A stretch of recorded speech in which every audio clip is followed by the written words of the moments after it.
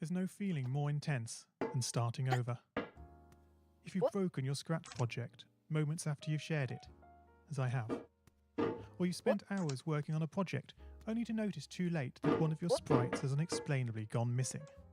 If you've made use of that difficult-to-name thing of thing block within the sensing category, amazingly useful but capable, due to a Scratch bug, of leaving you crying as it dumps all your scripts in one big unordered heap. If you've made real progress coding a game over the course of the week, only to come back the next day to discover you weren't even logged in, nothing has been saving.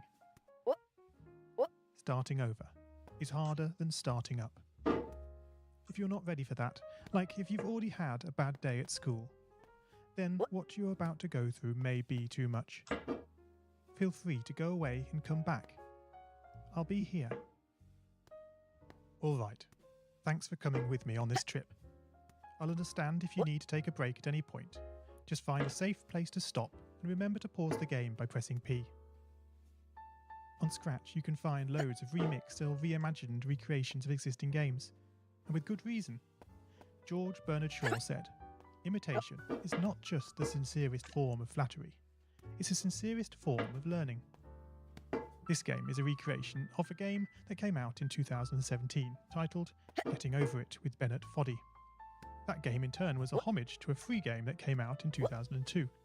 Both games involved dragging yourself, using a hammer, up a mountain assembled from assets and objects sourced from many other games. It seems appropriate then that, when trying to recreate Getting Over It in Scratch, that we should construct our mountain from the same assets used in literally millions of Scratch projects, the unmistakable contents of the Scratch costume library. Unlike Unity or Unreal, Scratch does not provide you with a built-in physics or 3D rendering engine. It has no state-of-the-art debugger. You can't even pause your scripts. We are forced to program old school. Our experience capped at 30 frames per second on a 480 by 360 pixel stage. But these very restrictions force us to experiment, to think out of the box, to grow as developers as we become masters of all things Scratch. And let's not forget, what we lack in technology, we make up for in community. This fantastic bunch of budding software engineers, building, learning, creating, playing, remixing, as diverse a group of people as the very Scratch assets we now so skillfully attempt to ascend. The act of climbing, in the digital world or in the real world, has certain essential properties that give the game its flavour. No amount of forward progress is guaranteed. When you start Getting Over It, you're standing next to a dead tree, which blocks the way to the entire rest of the game. You prod and poke at it, exploring the limits of your reach and strength, trying to find a way up. When starting a new Scratch project, that initial blank slate is both refreshing and at times a little scary. Wouldn't it be great if we could travel forward in time and review our finished projects to see how well they turned out? I certainly wish we could. The real draw of coding, what gives it that special zing, is the challenge of accomplishing something you've never done before. At this point, you don't want to fall into the trap of rushing into creating loads of content, designing all the levels, the player costumes, all the easier stuff that can be perfected later. No, before all that, you need to prod and poke that tree. That is, understanding the coding difficulties you're expecting to face and try out any ideas to solve them. You may not be able to time travel, but at least this way you can get a good idea of how well your project is likely to go, and potentially save yourself a lot of time. This project began life a couple of months ago as 3 simple scripts: the player, hammer, and level. I spent no time on the art, just using Scratchcat and a few rectangles drawn in the sprite editor. The scripts for the player quickly mocked up in a similar fashion to those I teach on my YouTube channel. With the hammer I had to improvise. I've never done anything quite like that before, and boy did I prod and poke at those scripts. What I had imagined and the results I was achieving were hard to reconcile. The hammer and the player sprites would get stuck in the walls and ground, shake and jiggle and clip up to the top of the screen. Worst of all, I'm back to the beginning, guys. The action of lifting the player up upon the hammer. Any tiny movement would throw the player into a crazy up and down motion as if bouncing upon a possessed pogo stick. Things don't always turn out as you want them to, and sometimes it's good to take a break.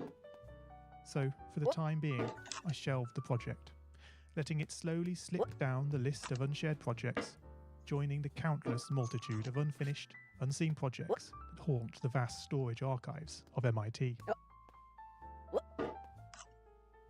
Have you, as you've been playing this game, stopped to wonder how you can balance on a hammer that is held out to one side? It feels quite natural in game, but try it in the real world, and you'll not get your feet off the ground. No, this game is bending the rules of physics.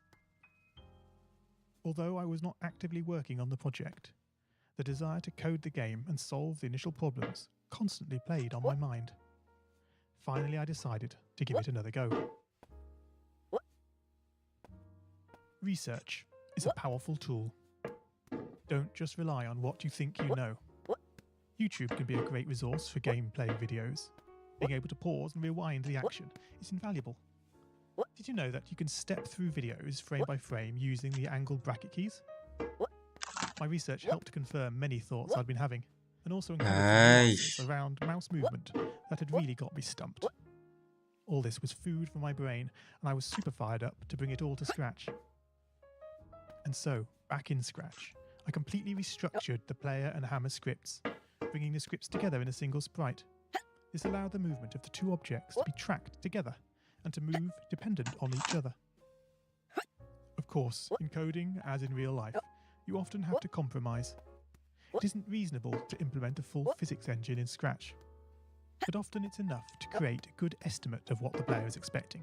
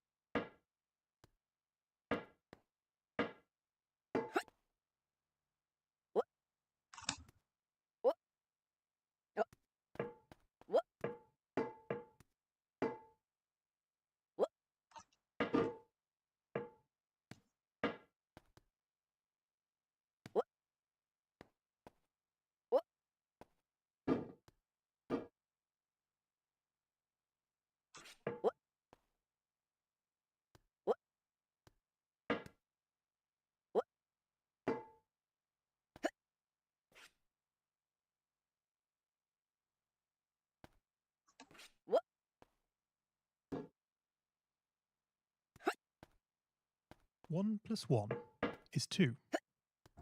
If this wasn't always the case, if sometimes the answer was 3, then we would be in trouble. The addition operator is therefore referred to as deterministic. Similarly in Scratch, if your player sprite reports that it isn't touching the level, then you would expect, assuming the player is not moved relative to the level, that this would continue to be the case. As it turns out, the sensing block in Scratch does not behave like this. It can be non-deterministic. This is down to how Scratch draws its sprites. Their size and shape can change very slightly depending where on the screen they are first visualized. This can easily break a carefully crafted platforming script, resulting in sprites reporting to the edge of the screen, or worse of all, your game freezing up. One solution I'm fond of using is to create a short fix-up script that, on detecting an unexpected collision, moves the sprite this way and that in an ordered pattern until it finds a spot close by where the sprite no longer reports as touching the level. Oh, This is an important feature in this game. It should go completely why unnoticed can't to you the just player. stick there, bro? Just Without stick it, the there. game can go horribly wrong. Like, damn, bruh. Just stick there. Stick. Oh my gosh.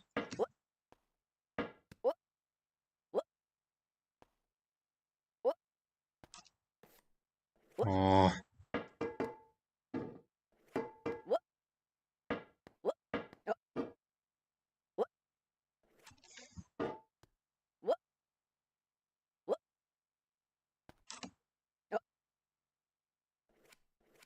Oh my flipping days, bruh.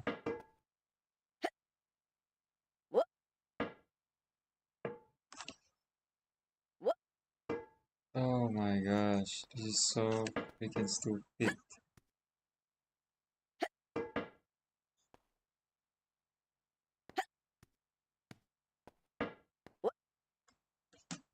Come on, man.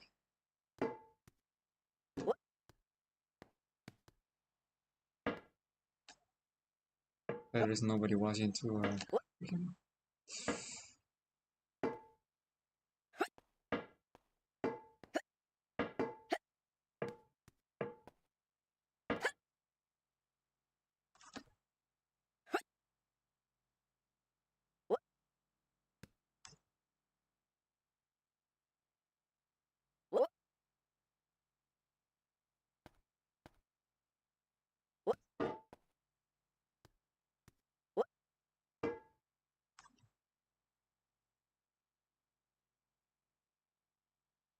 What?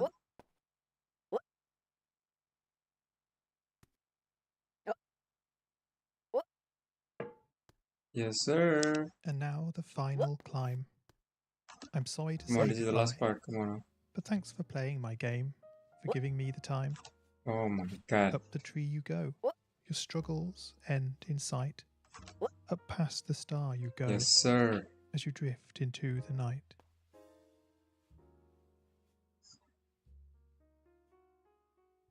Come on. Boom.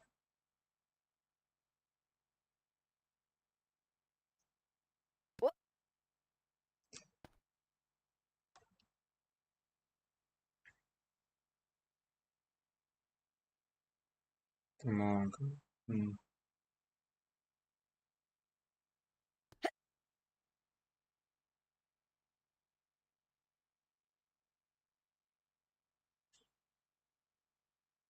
Yes, sir.